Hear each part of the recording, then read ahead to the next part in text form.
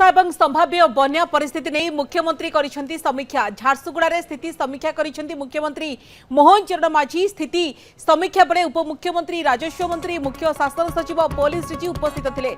SRC एवं अन्य अधिकारी सहित भिसी रे मुख्यमंत्री आलोचना करिसेंती। जेहेतु नदीर जलस्तर बढ़ुची एवं विभाग पक्षरु निया जायथिबा पदक्षेप संपर्क में मुख्यमंत्री पचारि बुझिसेंती।